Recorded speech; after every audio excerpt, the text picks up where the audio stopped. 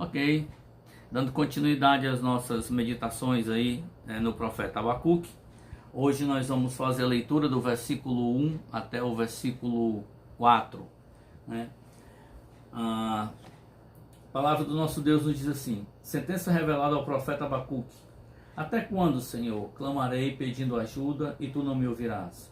Até quando gritarei violência e tu não salvarás? Por que me fazes ver a iniquidade? Por que toleras a opressão? Pois a destruição e a violência estão diante de mim. Há litígios e surgem discórdias. Por isso a lei se afrouxa, a justiça nunca se manifesta, porque os ímpios cercam os justos e assim a justiça é torcida. Esse é um trecho, bem complicado aqui do profeta Abacuque, porque ele parece, estar questionando a Deus sobre todas essas coisas. Aqui a gente vê no início ele dizer: até quando, Senhor? Até quando gritarei? Por que tu me fazes ver a iniquidade? Há muitos questionamentos sobre que o profeta Abacuque faz acerca de Deus não intervir, de Deus não tomar nenhuma providência com relação a todo aquele contexto social ali no meio de Judá. O pecado reina, o povo parece ter se esquecido da lei de Deus, e isso faz com que se desencadeie toda uma sequência, uma série de pecados e posturas não éticas dentro do povo de Israel. Então, aqui a gente vê o profeta, a ideia que o texto nos passa é que ele já vem há muito tempo orando por essa situação. Ele não começou a orar ontem e de repente ele já queria uma resposta. Não, ele já vem orando há bastante tempo. É por isso que ele fala: até quando eu vou orar? Até quando eu vou clamar ao Senhor? Até quando eu vou pedir e o Senhor não me responde? E o Senhor não intervém? O Senhor não toma nenhuma providência, né? E o que o profeta está vendo é violência, idolatria, injustiça, é opressão, né? E parece que o Senhor não toma nenhuma providência. Essa é a questão do lamento dele, ou do questionamento dele ali naquele primeiro momento. Mas algumas coisas interessantes para a gente considerar antes que a gente entre no texto propriamente dito, né? A primeira coisa: toda essa circunstância que Judá está vivendo é decorrência também de não se ter um líder ou rei, que conduz o seu povo de acordo com a lei de Deus. Há um rei que se afasta da palavra de Deus.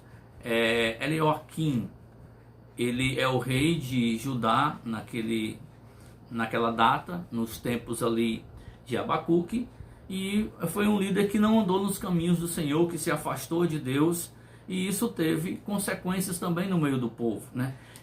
Muitas vezes, quando você observa o livro de Reis, quando você tem um rei que andou nos caminhos do Senhor, parece que o povo acompanha.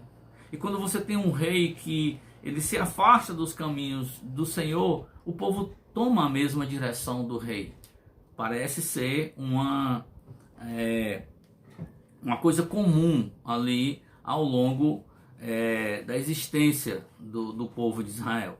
Quando o rei está andando com Deus, o povo anda com Deus. Quando o rei se afasta de Deus, o povo também se afasta de Deus. Isso não quer dizer que na sua totalidade o povo se afastava de Deus. Logicamente que muitas pessoas permaneciam fiéis a Deus, muitas pessoas continuam servindo a Deus, mas a grande maioria acabava aí se corrompendo, né?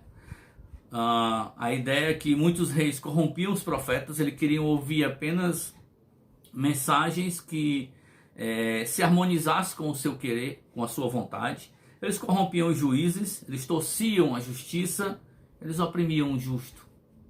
E o povo meio que vai naquela mesma onda, né? Se o rei está fazendo isso, a gente vai fazer também, ou a gente pode fazer também. Outra coisa interessante para a gente entender é que nem sempre entendemos como nós não sempre entendemos como os planos de Deus operam de acordo com a sua vontade, né? A gente vê muitas vezes situações ali no povo de Israel, principalmente essa de Abacuque, e parece que o profeta não está entendendo tudo que está acontecendo ali. Não que o povo se afastar de Deus seja a vontade de Deus, mas o profeta está orando, ele não recebe uma resposta à sua oração.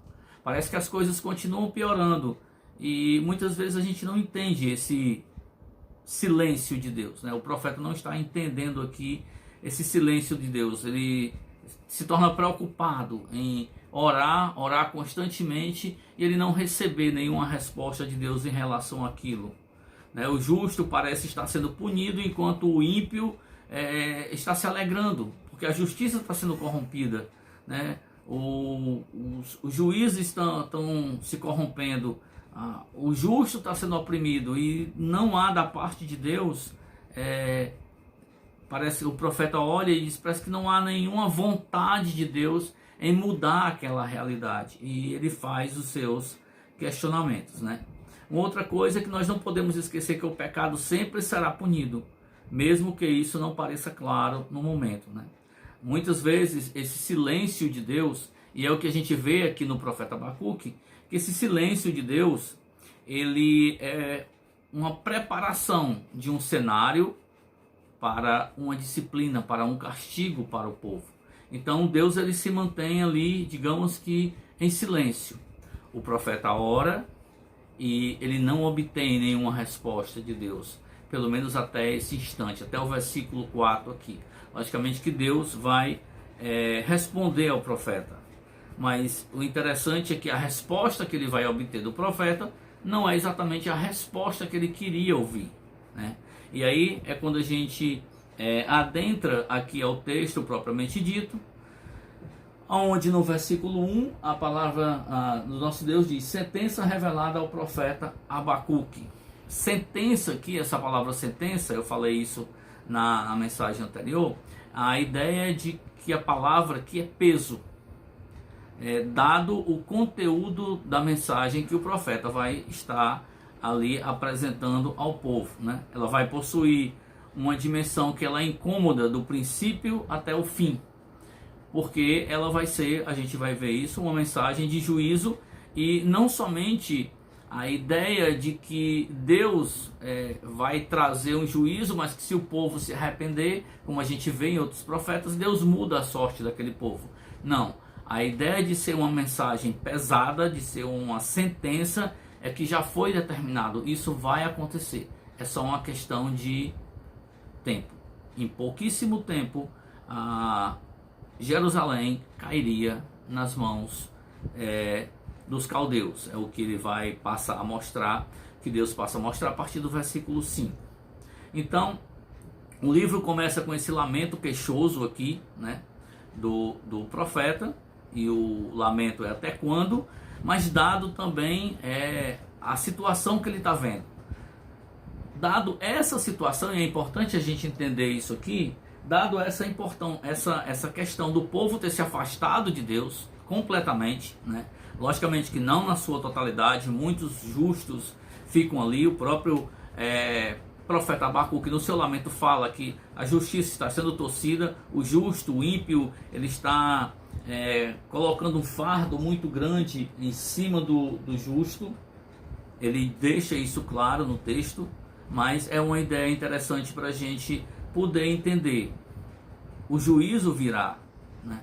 Esse juízo é inevitável por conta exatamente desse procedimento do povo. Então, apesar de o profeta iniciar, e a gente vai entender isso, com esses questionamentos, com essa queixa acerca de Deus, até quando, por quê, mas o livro ele termina, e isso fica muito claro, com a resolução do profeta em suportar esse severo e inevitável juízo de Deus, né? Primeiro ele se queixa porque Deus não toma nenhuma providência. Ele ora, tem orado há algum tempo e ele não vê nada se resolvendo, e ele se queixa. Mas quando Deus revela a sua sentença para o povo de Israel, ele lamenta, logicamente, mas ele está disposto, né, a suportar esse juízo que será inevitável e severo. Essa é a grande questão dessa palavra sentença, é que o juízo vai acontecer, ele é inevitável, Deus já decretou isso e ele será extremamente severo, extremamente duro. A ideia de que o ímpio estará disciplinando o justo, o povo de Deus. E aí a gente sabe que, dado esse momento aqui, o profeta Daniel é contemporâneo aqui também de Abacuque, ele será levado cativo para a Babilônia, como a gente vê no livro de Daniel. Outra coisa interessante para a gente entender também acerca dessa mensagem é que somente um verdadeiro profeta inspirado com o Espírito de Deus daria ao povo a conhecer uma mensagem tão dura e com tamanha fidelidade, e faria também esses questionamentos que são sinceros. Por que eu digo isso? Geralmente quando o rei se corrompia, quando o rei não seguia os caminhos do Senhor, ele não interessava em ouvir nenhum profeta que desse algum tipo de palavra contra o seu reinado ou contra o rei. Ele via sempre aquilo como não vindo de Deus, mas como algo pessoal do próprio profeta, e muitas vezes o profeta sentia na pele a ira, a fúria do rei por conta de uma mensagem que não agradava o rei. Agora você imagina o nível da mensagem do profeta Abacuque, onde ele fala de um juízo que vai ser extremamente severo e inevitável. Então, somente um profeta de Deus, um homem de Deus, teria condição de dar essa mensagem. Os versículos 2 e 3, a gente começa a ver aqui a queixa do profeta. E os versículos 2 e 3 nos dizem assim: Até quando, Senhor, clamarei pedindo ajuda e tu não me ouvirás? Até quando gritarei violência e tu não salvarás? Por que me fazes ver a iniquidade? Por que toleras a opressão? Pois a destruição e a violência estão diante de mim. Há litígios e surgem discórdias. Aqui a gente vê a queixa do profeta Abacuque, né? E eu queria deixar uma coisa clara, porque quando a gente vê esses questionamentos aqui, a gente acha que Abacuque pode estar sendo desrespeitoso, Abacuque pode estar sendo presunçoso em questionar a Deus. Afinal de contas, Deus é sábio, Deus é todo-poderoso, né? Toda a sabedoria se encontra em Deus. Deus sabe o tempo certo para todas as coisas.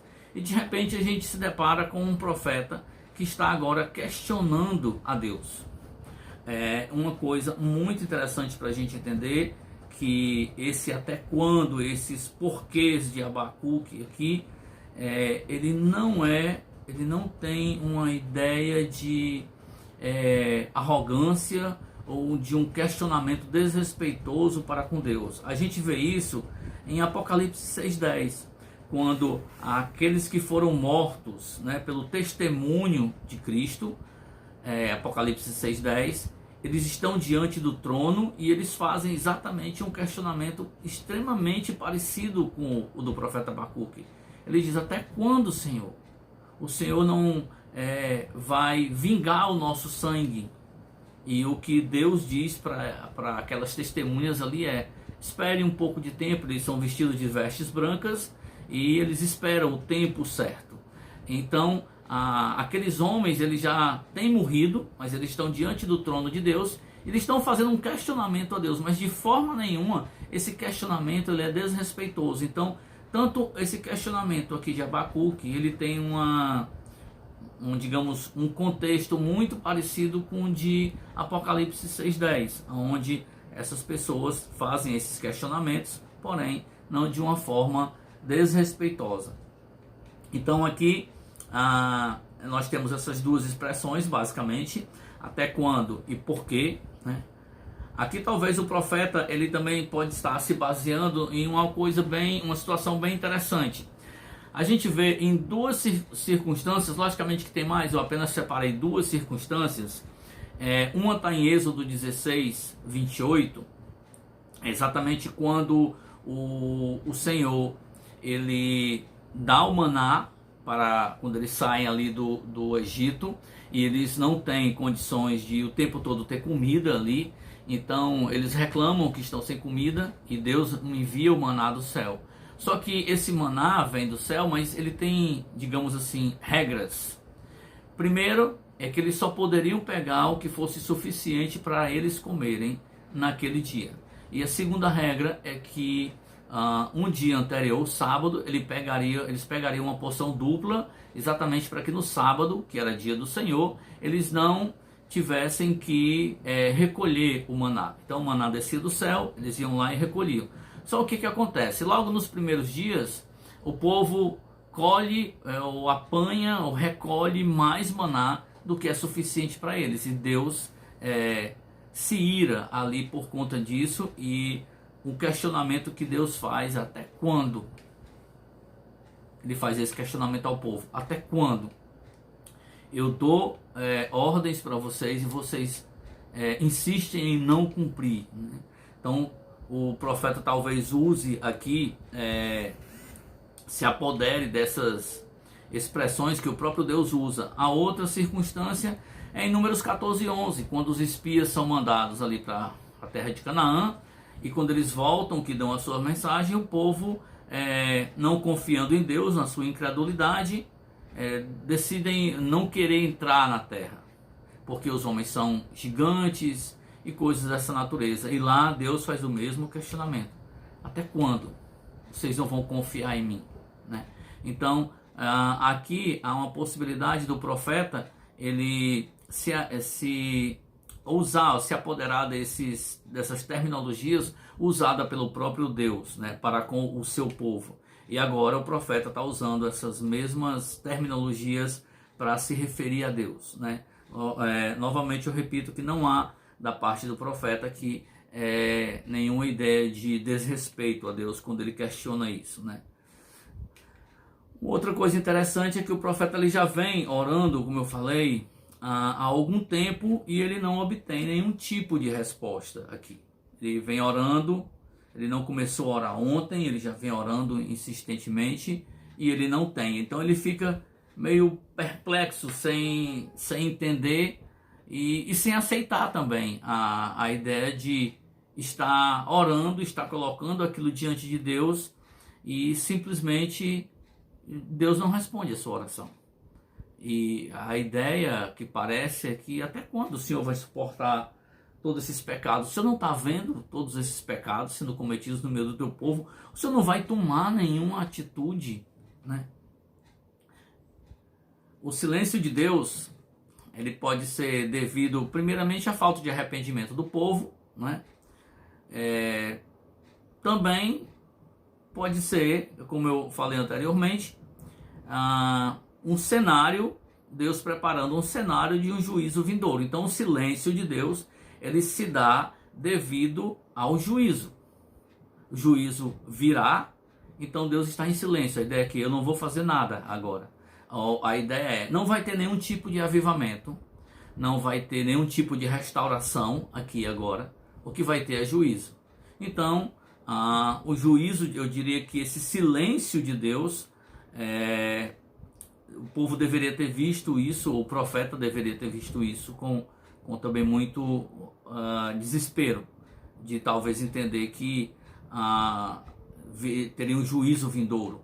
O interessante é que em Apocalipse também, quando está para ser derramada ali a ira de Deus sobre a terra, há um silêncio nos céus, né? A Apocalipse narra um silêncio. A gente não sabe o conteúdo ou o contexto, aliás, desse silêncio, só que a Bíblia relata que vai ter um silêncio. Teve silêncio.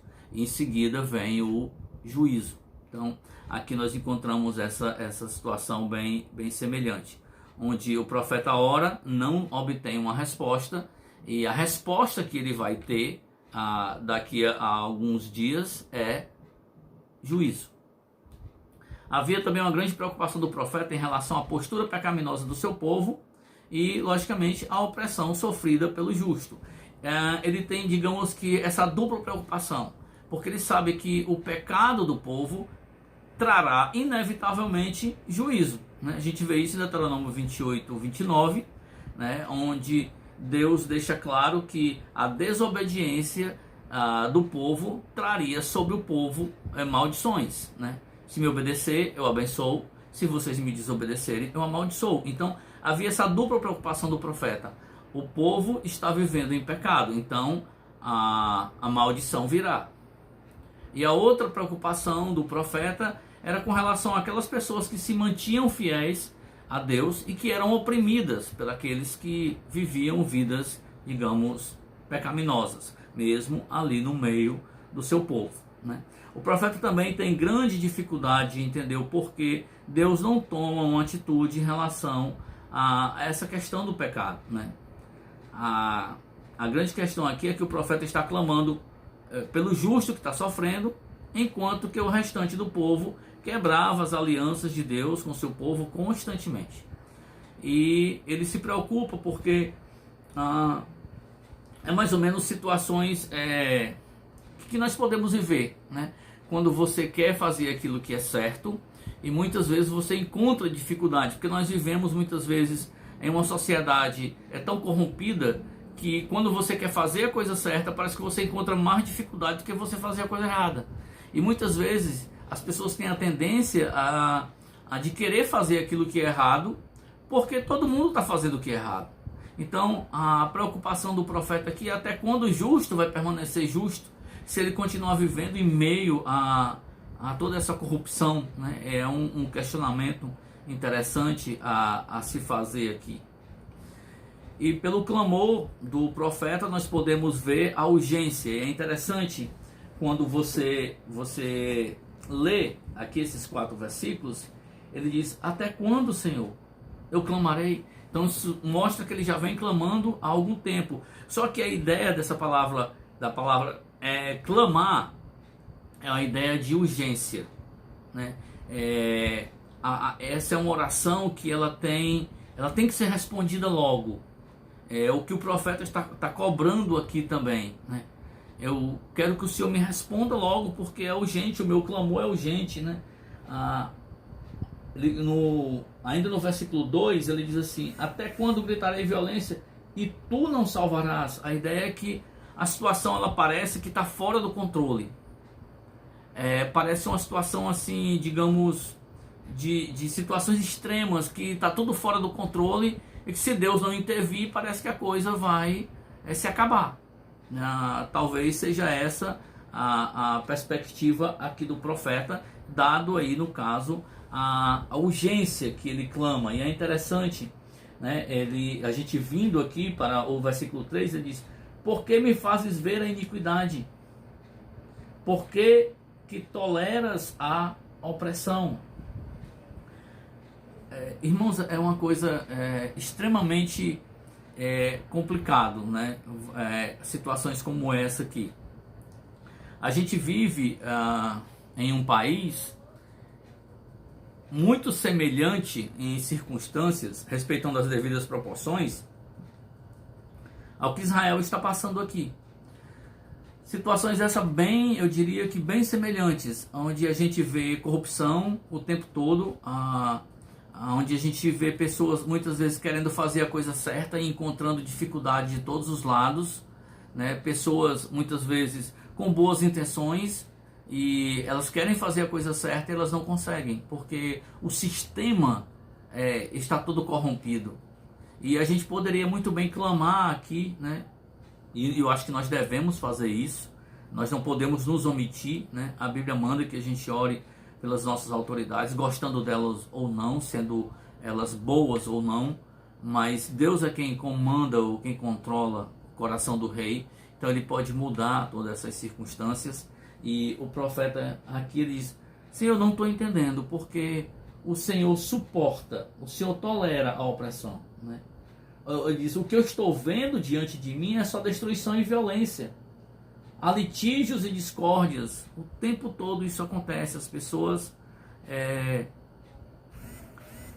não estão seguindo a tua lei. E é exatamente aí que nós vamos para esse terceiro ponto, no versículo 4, onde ele diz assim: por isso a lei se afrouxa e a justiça nunca se manifesta, porque os ímpios cercam os justos e assim a justiça ela é torcida. E é interessante a gente ver isso aqui. Qual é o resultado de toda a impiedade do povo? O que ele mostra no capítulo 4 é que as coisas tomaram uma proporção tal que agora ele vai dizer assim: por que o povo anda se comportando de uma forma tão ímpia? Ele vai dizer: porque eles se esqueceram da lei de Deus. A ideia de se afrouxar aqui é mais ou menos de você não importar, não é que de você não se importar com a lei de Deus. Não é simplesmente que você pegou a lei e você não cumpre a lei. Primeira coisa aqui é a lei de Deus, é os estatutos de Deus, e que o povo não levou ou não está levando mais em consideração. Simplesmente afrouxou, ou seja, a ideia de deixou para lá, encostou ali do lado. Ou seja, você tem a sua Bíblia na mão e você não a lê. Ou você pode até lê-la, porém você não atenta para os decretos, ou não há da parte da pessoa a prontidão em obedecer. Ela apenas lê, ela acha que isso é suficiente, mas a lei de Deus, ela é composta de você ler, entender e colocar em prática, que é, no caso, a obediência. Então a primeira coisa que ele coloca aqui é: por conta de toda essa impiedade, né? Ou poderia ser o contrário, toda essa impiedade é gerada exatamente porque as pessoas se esqueceram da lei de Deus. Elas se corromperam, deixaram a lei de Deus de lado. Eles tinham aí, o interessante que Israel sempre teve, digamos assim, que uma lei perfeita, uma lei sem falhas, uma lei que foi dada pelo próprio Deus. Ou seja, eles tinham tudo para fazer aquilo que era certo. Dentro da nossa Constituição, as pessoas geralmente encontram brechas para cometerem os seus abusos, os seus absurdos. Eles encontram brechas dentro da própria lei. Aqui, a lei é perfeita. Ela não tem brechas. O que o povo precisava era simplesmente cumprir essa lei. Mas, como seres humanos pecadores e agora corrompidos, eles afrouxam essa lei, né? A lei, na verdade, ela deveria ser o alicerce da ordem divina para toda a sociedade. Ela foi simplesmente esquecida. Há um afrouxamento aqui, né? Por conta dessa lei ser frouxa, o profeta vai dizer: a justiça nunca se manifesta, ou seja, ela é ausente. Há uma ausência de justiça. Por quê? Porque ninguém segue a lei. Então, se ninguém segue a lei de Deus, ninguém também pratica a justiça. Há ausência disso, né? Que em certo sentido é uma consequência da não observância da palavra de Deus, ou no caso, uma distorção dela. Se a gente for para Miqueias, eu gostaria de ler para vocês 3 versículos do capítulo 6 de Miqueias, que diz assim: com que me apresentarei ao Senhor e me inclinarei diante do Deus excelso? É a pergunta que o profeta Miqueias está fazendo aqui, né? Como eu vou me apresentar diante de Deus? Ele: virei diante dele com holocaustos, com bezerros de 1 ano? Será que o Senhor se agrada com milhares de carneiros, de 10.000 ribeiros de azeite? Darei o meu primogênito pela minha transgressão, o fruto do meu corpo pelo pecado da minha alma? Ele já se mostrou a você, ele já mostrou a você o que é bom. E o que o Senhor pede de você? Que pratique a justiça, ame a misericórdia e ande humildemente com o seu Deus. A ideia é que as pessoas aqui também, uma coisa que a gente precisa entender, elas continuavam fazendo os seus sacrifícios, elas continuavam tendo a sua vida, não com Deus, mas uma vida religiosa. Esse é um questionamento de Miqueias que ele faz aqui, que as pessoas se apresentam diante do Senhor, fazem os seus sacrifícios, cumprem os seus rituais, porém elas estão distantes de Deus. Mas o que ele vai dizer? Que o que Deus requer não é só que você cumpra os sacrifícios, né? Aquilo que já está ordenado na lei, mas que você pratique a justiça, que você ame a misericórdia e que você ande humildemente com o seu Deus. É exatamente isso que o povo não estava fazendo. Ele estava fazendo exatamente o contrário, né? A justiça estava ausente. Aí no caso, aqui os ímpios, eles cercam os justos. A gente vê aqui onde ele vai dizer, porque os ímpios cercam os justos. A ideia aqui de cercar é como se fosse de acuar. Na verdade, por mais que o justo tivesse uma causa, seja ela qual for, por mais que essa causa tivesse todas as condições de ser ganha, como a justiça, ele vai dizer, é torcida, como a ausência de justiça no meio do povo de Israel, como as sentenças são compradas, juízes são corruptos, ele vai dizer que o justo não vai ganhar a causa. Ele é cercado de todos os lados pela corrupção. E muitas vezes ele acaba desistindo, como a gente vê hoje muitas pessoas quando vão até a justiça, elas são vencidas muitas vezes pelo cansaço, elas são cercadas de todos os lados. Quando ela pensa que ela vai obter a vitória aqui, alguém fecha uma porta do lado, ela corre para outra, a porta também é fechada, e assim se segue. Então, esse é o contexto aqui de toda essa questão em que o profeta Abacuque se encontra. Lembra que os seus questionamentos não são desrespeitosos, eles são questionamentos justos. Eu diria que muitas vezes nós também fazemos, ou pelo menos deveríamos fazer, questionamentos como esse, mas logicamente de uma forma sincera e sempre entendendo quem é o nosso Deus. Então, eu gostaria de colocar para vocês aqui algumas aplicações. A primeira é, a nossa mensagem ela deve ser sempre dada de uma forma clara e com fidelidade ao conteúdo. Por que eu digo isso? Porque essa é a mensagem do profeta, independente do quão difícil fosse dar aquela mensagem, o quanto o rei fosse corrupto ou estivesse longe dos planos ou da lei de Deus, ele não se omitiu em dar aquela mensagem, né? E nós estamos exatamente meditando nessas mensagens, iniciando a nossa meditação no profeta Abacuque, exatamente porque ele deu a sua mensagem. Então, nós também temos uma mensagem a ser dada. E muitas vezes, por uma questão talvez de covardia, talvez por inexperiência, eu não sei qual é a nossa situação, mas é o que Deus requer de nós. Nós temos uma mensagem a ser dada, ela precisa ser dada, independente das circunstâncias, né? Porque nós estamos vivendo essa pandemia que a gente vai deixar de proclamar a palavra do nosso Deus. Talvez você não tenha a mesma prática ou a mesma forma para fazer agora, mas a nossa mensagem tem que ser dada, o evangelho precisa ser pregado. Outra coisa, outra aplicação que nós tiramos é que nós não podemos nos acostumar com o pecado mesmo que estejamos cercados por ele. Como eu falei para vocês, a mensagem do profeta Abacuque, ela parece que ele escreveu ontem, parece ser uma mensagem que dos nossos dias. A gente vê, eu diria que os nossos tempos são bem similares, e eu diria que talvez em alguns aspectos até piores do que o de Abacuque.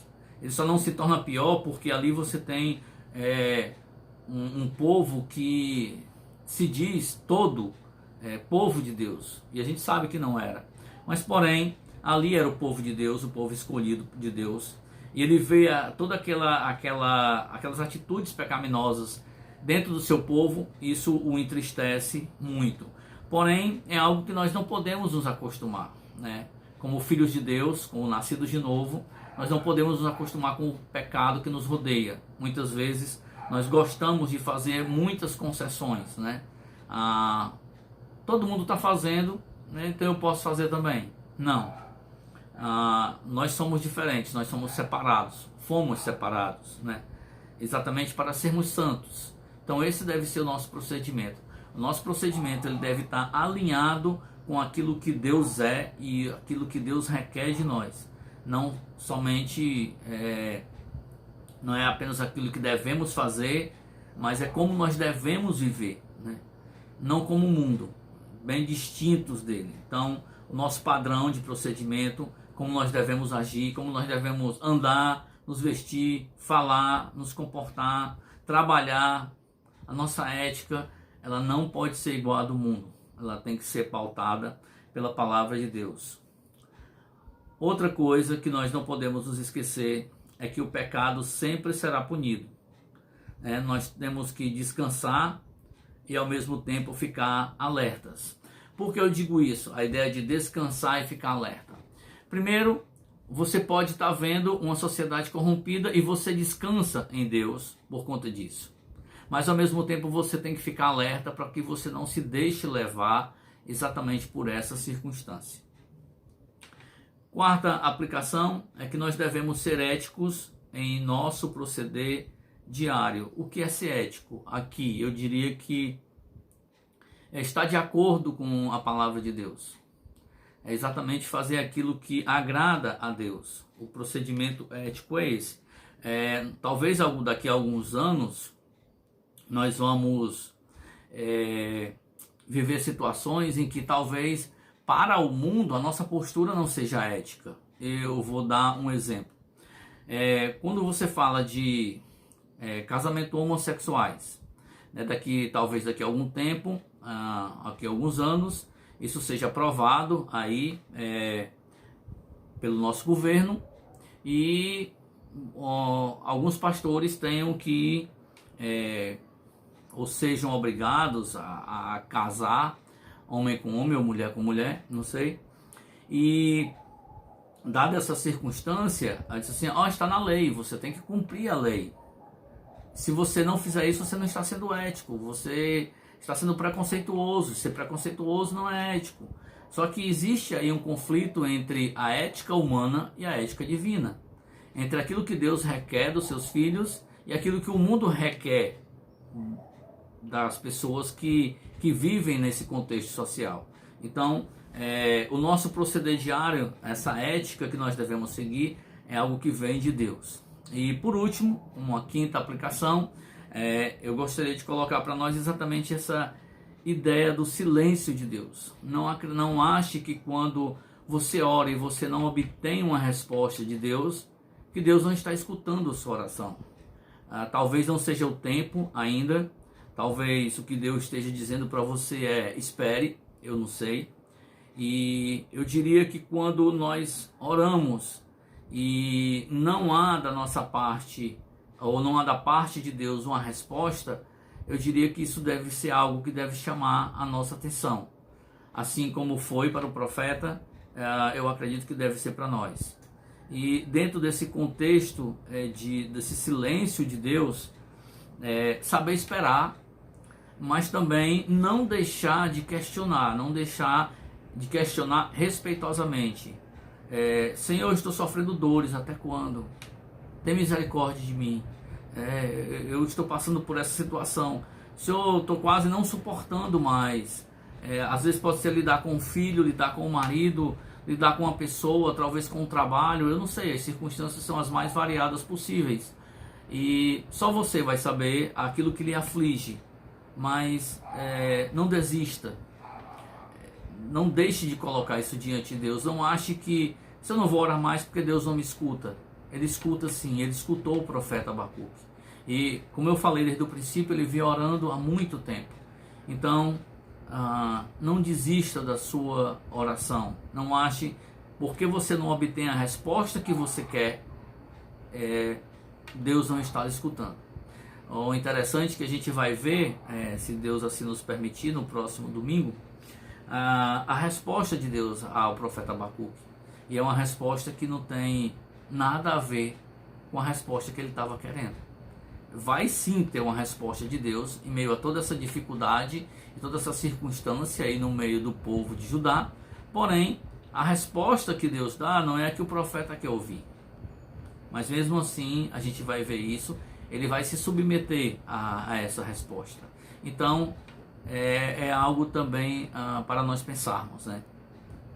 Não ache que o silêncio de Deus significa que ele não está lhe ouvindo. Eu sempre costumo dizer que a principal coisa nas nossas orações, né? A coisa essencial nas nossas orações é Deus está nos ouvindo. O problema é quando ele não nos escuta, quando ele fecha os ouvidos para nós. não é quando ele se demora a responder, mas simplesmente quando ele não nos escuta. Então, não ache que Deus não está lhe escutando. Você é filho de Deus. Ele vai estar lhe escutando sim. Só que a resposta virá em um tempo determinado por Ele e não pelo nosso. E também, muitas vezes Deus nos surpreende. Eu acredito que na maioria das vezes Deus nos surpreende com as suas respostas. Que Deus em Cristo abençoe a todos.